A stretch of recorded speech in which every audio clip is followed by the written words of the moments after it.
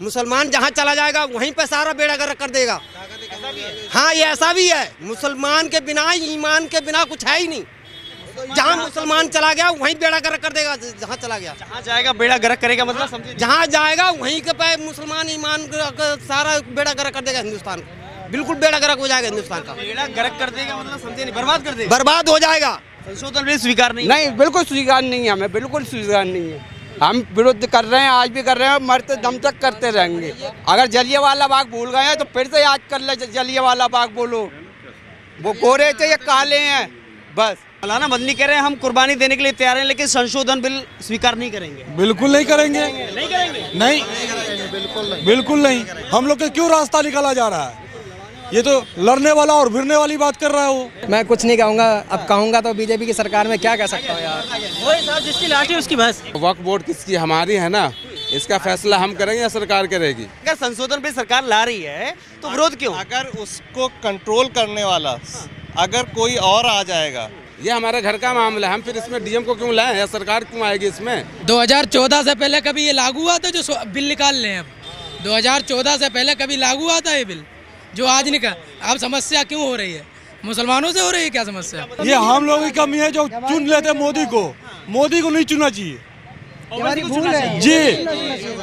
अगर हम लोग अपने में से आपस में नेता बने तो संसद में जाकर बैठेंगे, बोर्ड में हम लोग चुने जाएंगे। ओवैसी को अपना नेता मानते हैं? जी मानते हैं।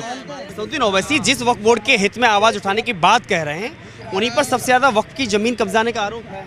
सर, हम तो सबसे बेस्ट और सबसे अच्छा नेता मानते हैं और सबसे पढ़े लिखे भी हैं जी। हमारा किंग है असदुद्दीन ओवैसी। अगर हिंदुस्तान में कोई पढ़ा लिखा है व्यक्तिगत तो जी, नो डाउट, इसमें कोई शक नहीं है।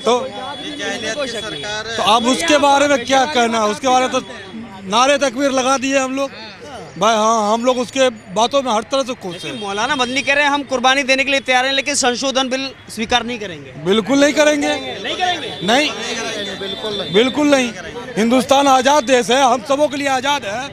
हम हिंदू मुस्लिम भाई भाई है, तो फिर इसमें हम लोग के लिए क्यों बैर? हम लोग के क्यों रास्ता निकाला जा रहा है? ये तो लड़ने वाला और भिड़ने वाली बात कर रहा है वो। नेता कर रहा है, और कौन कर रहा है? हम पब्लिक कोई नहीं कर रहा है, बस नेता कर रहा है। ये आपस में बांटने के जी जी किसके लिए कर रहे हैं? राजनीतिक के लिए। नहीं, अगर ये बताइए, अगर संशोधन बिल आता है, अगर पास हो जाता है, बिल बन जाता है, फिर जी अगर वो बन जाता है ना तो हम लोग के खिलाफ है, हम लोग के खिलाफ। एक मिनट, हमें बोलो, हमसे पूछो क्या सवाल पूछो। क्या नाम है आपका? हमारा नाम लियाकत अली है। संशोधन बिल को लेकर के आपकी क्या राय है? क्योंकि जंतर मंतर पर प्रोटेस्ट चल रहा है, विरोध चल रहा है। असदुद्दीन ओवैसी कह रहे हैं हमें स्वीकार नहीं है, ये हमारे मजहब के खिलाफ है। किस चीज पे वो चल रहा है? ये इतनी देर से सवाल कर रहे हैं, आपको समझ नहीं आ रहा है? आपको समझ नहीं आ रहा है हमारी बात? आदमी जो हमें निकालने की वो बात कर रहे हैं, जब हम निकल जाएंगे ना तो हिंदुस्तान को हिंदुस्तान ही नहीं रहेगा।